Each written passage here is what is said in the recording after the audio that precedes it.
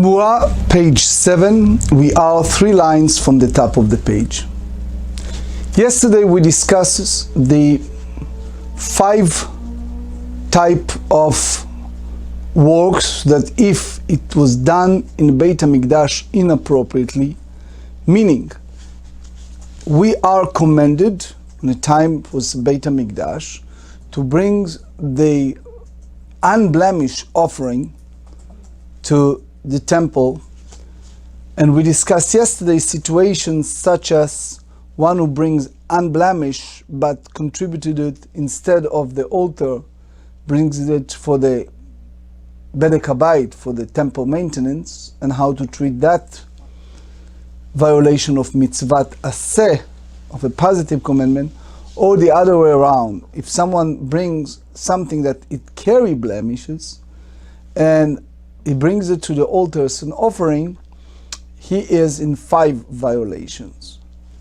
And we enumerated them yesterday.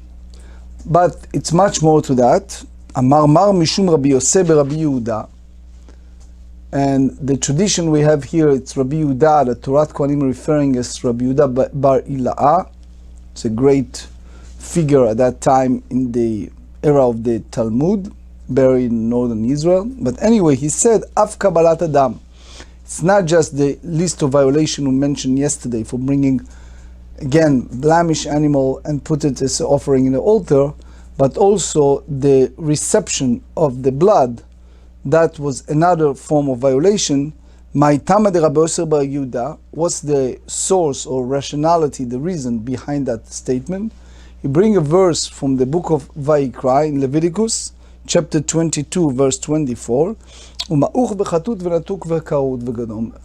the Torah brings out for certain animals that they have blemishes in all different types, such as the testicle bruise, the crash, torn, cut, all these different bruises that consider as a blemish animal, unbefitting for the altar. Zo Kabbalat Adam. So the extra phrase that referring here, that using the term here, uma'uch v'chatut v'natuk v'chanun, that applies to what? To Kabbalat Adam. How that extra phrase? So for a second, let's zoom in the text. You have Leviticus 22, verse 20, and Leviticus 22, verse 24. In verse 20, the Torah said, but whoever has a blemish, you shall not offer. Whoever has a blemish, you not have offer. Fine. Then in verse 24, 2 verses later, they go to a specification. So apparently, ostensibly, it looks like a repetition. Here, Rabbi Yosef Rabbi Yehuda said, Zo Kabbalat Adam. That's applied to an extra, a violation if one does that, which is the collection of the blood. Uletanakama, that the first Tana that said that in this type of situation is not hold liability for collection of the blood per se.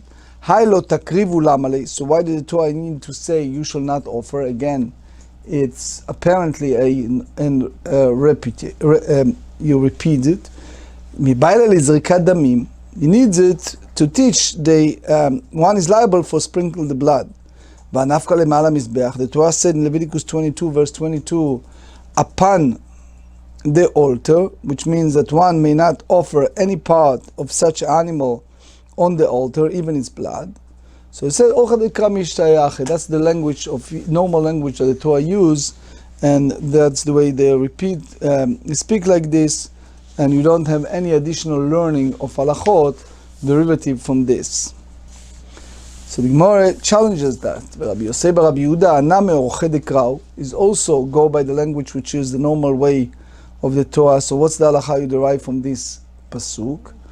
So the Gemara says, it is correct, but how do you know that one who involved in the collection of blood is in a violation? So they said, the Torah said in Leviticus 22, verse 25, from a foreigner you should not offer. So what does that mean? That's applied to the collection of blood. If you have a collection of blood with offering a blemished animal. So that said that on behalf of Rabbi Yosef Rabbi Yehuda, that said that a person is liable for doing so. So the Gemara asks, "Uletana kama haylo takrivu lamali." So now we go back to the Tana Kama. What's the purpose of the Torah saying, "You shall not offer"? Mibayle lehai. The reason is as follows: Salka datach mina oil velo nistavu bnei noach al mechusar evarim. Lo shna b'mizbeach didun velo shna b'mizbeach didan kamash melan. We are all familiar that they have 7 universal Noachide laws. Applies to non-Jews. But here we learn something very fascinating and unique. There are altars that they have, and obviously we have our own altar in the temple.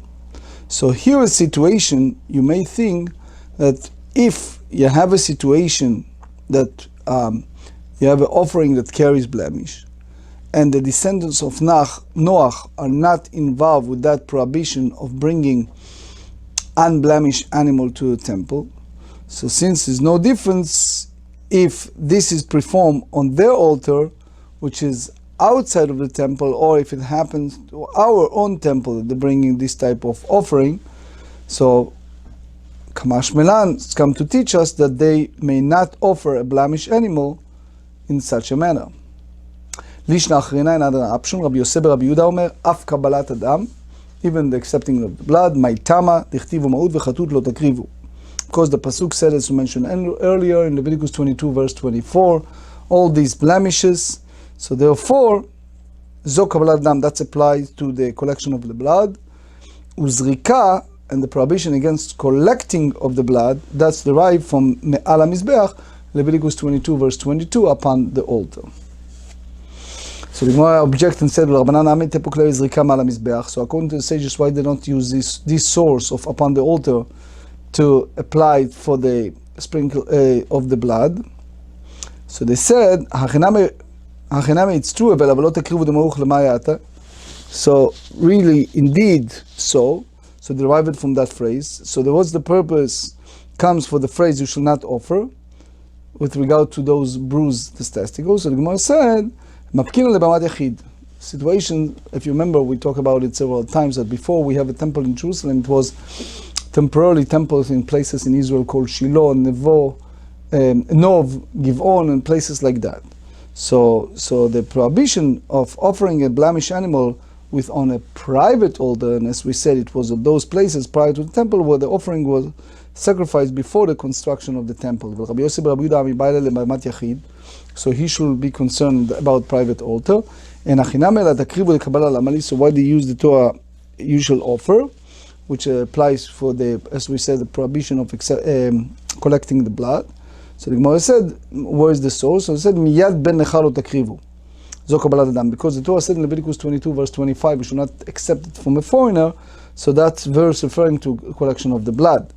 V'Rabanan. So how the sages maintain that verse necessary? You may think that their prohibition against bringing a blemished animal applies solely for their altar. However, you may think that we accepted from them a blemish offering for our temple as well. We derive from all of these things that we do not accept from them a blemished animal in our temple. Matkiv Rish Lakish raises a serious objection. We may talk about unblemished animal that originally was pure tam, and all of a sudden it turns to become blemish, and only one who consecrated such an animal transgresses the prohibition. That if you tell me originally it from the outset was a blemished animal, it's like in a sense of bringing near a palm tree, and his performed intention is to consecrate its value with the proceeds from the sale being used for purchase and offering. So this will be permitted. The Torah said anything that is too long or too short, Leviticus 22 verse 23, we derive from that. And this, when we talk about sacrificial blemish animal, the animal is such a blemish from the outset. אמר לשמה לא שנינו אלא בתמורה. You may speak only about Temurah, which we talk both in the past, the early part of the Masechet, and we're going to study also in the Mishnah on page 16b, Metzer Shema, that's the sort in the Mishnah. The Chomer Temurah b'Mizbeach, there are stringencies that apply to the substitution then with regard to any initial intention of an offering. שכן קדושה חל עליה על בעל מום קבוע, so they carry a sanctity, a permanent blemish, carry the sanctity in a consecrated unblemished animal. The blemished animal is imbued with the sanctity. So initial consecration of an animal with such a blemish is effective only with regard to its value. So you can say that who do so is exempt from punishment. אמר רבי יוחנן לשמע לאחד אמר רבי ינאי בחבורה נמנו וגמרו. So they get together and they conclude it as a group. המקדיש בעל מום לגבי מזבח, if someone consecrated animal that carries blemish for the altar, עובר משום 5 שמות, is in 5 violation, as we discussed yesterday. ובתמורה נמי 6, and if you count also the substitution, now you turn to have 6. דאיכא נמי לאו דתמורה, because the Torah have a negative commandment that applies to the substitution as well. אלא מה בבעל מום מעיקרו, so you talk about blemish from the outset. המאילקה, what's the reason they receive flogs? So they said, דיקרא בעלמא הוא. It is akin to one who consecrated a mere date palm. אמר לדיקלה עליו זילה מילתא, מן הצימו, בעל מום בעיקרא זילה מילתא, כיוון דשב יקטמים והקדש בעלי מומים מחייב. So you have to differentiate between someone who contributed something that you can argue and say that is inappropriate, is incongruous, for example, in a day palm. But the matter is not disgraceful because this type of food that one may burn on the altar. So therefore, he's not received malkot for that. However, when one consecrated an animal that carries a blemish from the outset, that's absolutely disgraceful, right? So because he forsook unblemished animal and consecrated blemished animal, so obviously he is liable to receive malkot. Lishna achrin, another option. Amar le afilu ache bazia milta, regardless, it carries a disgrace. Why? The deka leka b'minor lake. If you have a day palm that it's not with its type, that can be offered as, on the altar and is not received malkot. La puke balmum, to exclude if there is a blemish animal, keman deka b'minor lake, because it can be the same type as offering, which is unblemished animal. So therefore he received malkot for consecrating it. Amar Rabba Ashta Damu Ta'ama de Balmum de Lake Mishum de Vazia Miltayut. So what so far we said that if he carries a blemished animal, he received malkot for that. Why? Because it's disgraceful. So then afilu lemakdish lidben esachim lamen lake. So even if one consecrated it to be sold and its money used for purchasing libations, should be received malkot as well, as consecrating a blemished animal is in and of itself a disgraceful act. Tanya Kvatei de Rava. So it's taught in a Braita according to a view of Rava. Page 7b. Nedavata עושה אותו. זה קודשי הבית. You have a difference between a vow offering than a gift offering. So when it's come to a vow offering, we treat it differently. When it's come to gift offering, the Torah said, "Nedavata seoto," you may offer it as a gift. That's referring to a blemish animal, zekutche betek habayit, that one consecrated for the temple maintenance. Ve'en li lenedava neder minayin. That's applied only to a gift, from where we derive that one, when he consecrated in a manner of a vow as well. Talmud lomar ulen neder. The verse states, you may offer it for a gift and for a vow. Yachol afilu kodshei misbeach. So one may thought that that's if one consecrated a blemished animal, even offering to be offered on the altar. So consequently, the Torah said, Talmud lomar neder lo yiratzeh. So and for a vow it shall not be accepted. Ze kodshei misbeach. That's the someone who consecrated an offering for the altar, which is acceptance is a relevant term. Ve'en li leneder, nedava minayin, that's applied to a vow. How do you know there's a gift offering applies as well? Talmud lomar nedava, the Torah said a gift in that context. Rabbi Omer lo yiratzeh בהרצאת גופו הכתוב מדבר. Rabbi Yehuda Nasi said, when you zoom in the pasuk, if employing the verse, it shall not be accepted, it's speaking of consecrating, depend upon the acceptance of the animal's body, which is consecration as an offering, but they may not consecrate it for temple maintenance, as we explained yesterday as well. Hainu Tanakama, so they said that's basically was the first Tana hold. My love Behaka, that's the difference between the two. The Tanakama Savar Afilu Agdashili Dme Nesachim Namelaki. The first Tana said that even if one consecrated to be sold and its money used for purchasing libation, he is flag as well. Rabbi Savar Barzat Gufo Namelaki.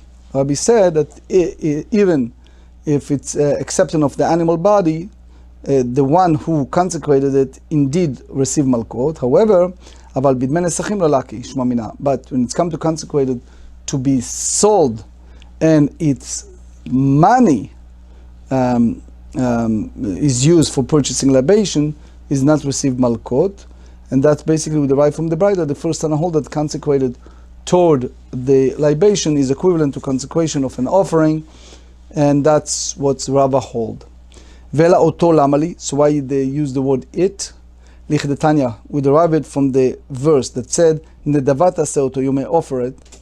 So what exactly are you excluding? You don't make unblemished animal to be an offerer as a voluntary gift offering to the temple maintenance. Mikanamur, from here the sages derive how one who consecrated unblemished animal for temple treasury, for temple maintenance, transgresses a positive mitzvah. When you know that is the violation of a prohibition as well. Because the Torah said in Leviticus chapter 22, the first verse, that the Lord spoke to Moses saying.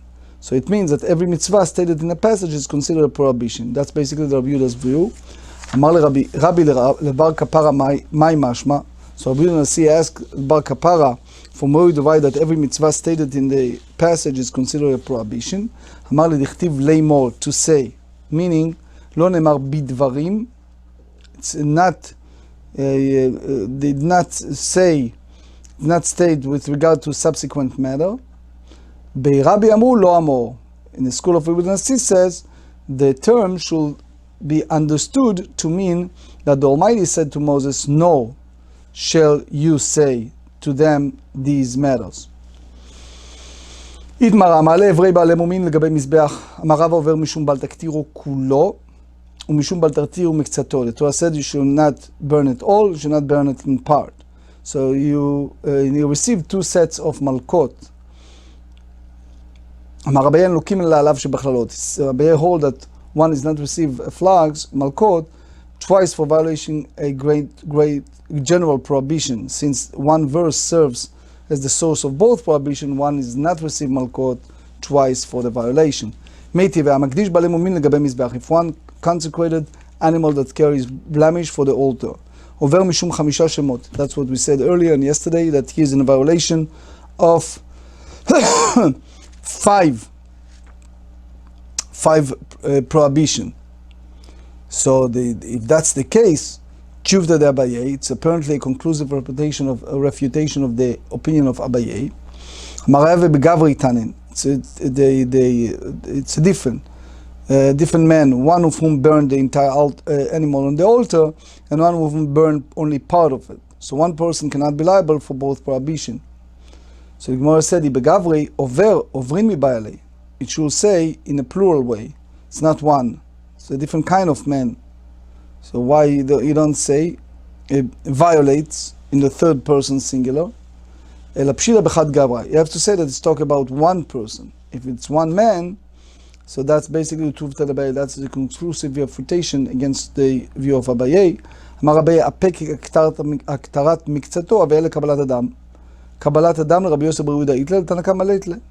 So he said from this list of the five prohibitions, remove that of burning part of the offering and insert the collection of the blood, which means that there is only one prohibition for burning the offering and the number of prohibitions still remain at 5.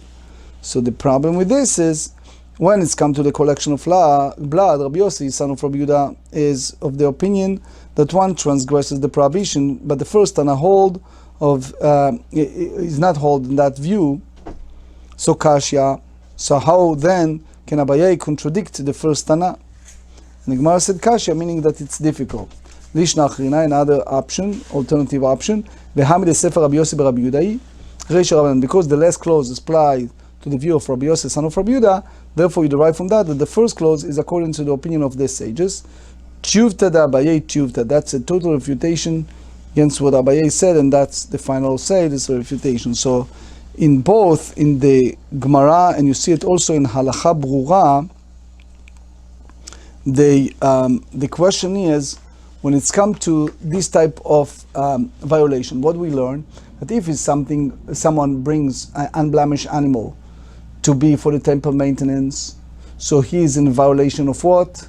Of a prohibition.